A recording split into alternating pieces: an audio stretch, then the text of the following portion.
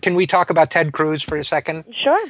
Because I'll tell you, and I'll try to make it up to you slightly, get you for what I just did to you by That's saying okay. I like Rand Paul a lot better than I like this guy. Okay, Ted Cruz, and that's again, that's me. That's not you. You got to work with these guys. The Department of Justice has denied. This is you writing. The Department of Justice has denied Senator Ted Cruz's request for a special prosecutor to probe allegations that the IRS targeted conservative groups. Really? So, does Ted Cruz have anything else to offer in his campaign? Do you cover Ted Cruz regularly? Because at least I'll say this for Rand Paul: he's trying something different. He's reaching out to new audiences. I loved his stand against drones. Again, this is me editorializing. You're a journalist, but love his stand on national security and civil liberties. Whatever I think of the rest of him, what is Ted Cruz? If he's running, what is the theme of his campaign going to be? Do you think? That's a good question.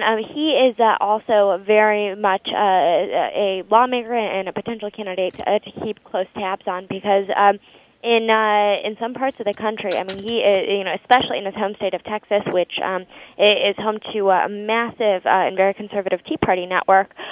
He's their guy, and he as much as perhaps in Washington, he's a bit more controversial depending on whom you ask. He is certainly one of the favorites among the grassroots, and will be another force to keep an eye on as we get closer to 2016. Okay, well, I'm not going to ask you my terrible questions that I asked you about Rand Paul, but I will say there's been some talk that he doesn't get along well with his colleagues, that there's some friction there within the Republican community. Is that true? Is there some? Has he? For example, I saw an interview with Senator Tom Coburn, who's retiring. Mm-hmm. Who, there's some suggestion that there's friction with his fellow colleagues on the right. Is that true?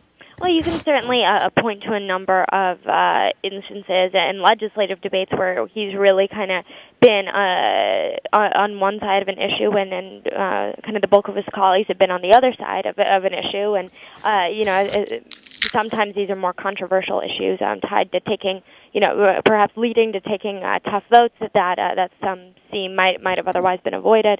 Right. It's very interesting. But of course, everyone up here will say, that everyone has a cordial relationship with everyone else. So my good friend, the senator from, absolutely. So only one last very quick question for you, Katie Glueck. Will you ever come back on the 0 hour after those questions I asked you? Well, I would love to, and I sure appreciate you having me. You bet, and thanks for all the great reporting. That was Katie Glueck from Politico. Thanks for being with us, Katie, and we will be back after this with a look at the future. I'm Richard Eskow, and this is the 0 Hour.